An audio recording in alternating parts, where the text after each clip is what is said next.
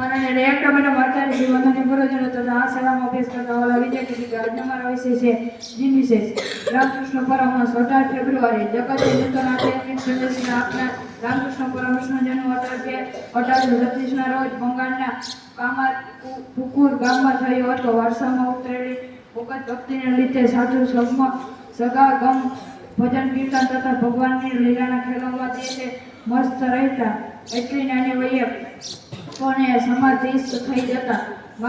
મા કાલિકાની અવિરત ઉપાસનાઓ તેમને બોમ્બે એકવાર ગંભીર માંદગીમાં સપડાવું પડ્યું હતું. તુકાપુરી નામના સંન્યાસી પાસેથી વેદાંત તથા સાધનાનું જ્ઞાન મેળવી સમાધિ સાધના આદરી. તે જે સાધના કરતા તુકાપુરીના ખુદને 40 વર્ષ લાગેલા. તે સાધના રામકૃષ્ણ કેવળ 3 દિવસમાં સિદ્ધ કરી.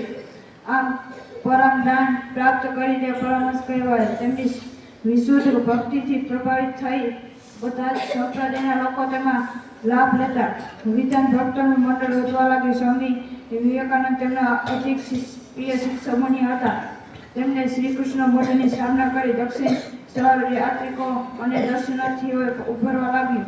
રામકૃષ્ણની શારીરિક સ્થિતિ અવસ્થા રહેતી હતી. સ્વામી વિવેકાનંદે અને દર્શનાર્થીઓએ ઉભરવા કર્તવ્યનો ઉપદેશ આપ્યા પછી 3 વાર કાલી કાલી કાલી એવો ઉચ્ચાર કરી મા સમાધિમાં લીન થઈ ગયા. 1886માં રામકૃષ્ણે ઇહલોકની લીલા સંકેલી લીધી. રામકૃષ્ણનું શું ખરેખર મૃત્યુ પામતા એમના શબ્દોમાં તો તેઓ એક ઓરડામાંથી બીજા ઓરડામાં ચાલ્યા ગયા હતા.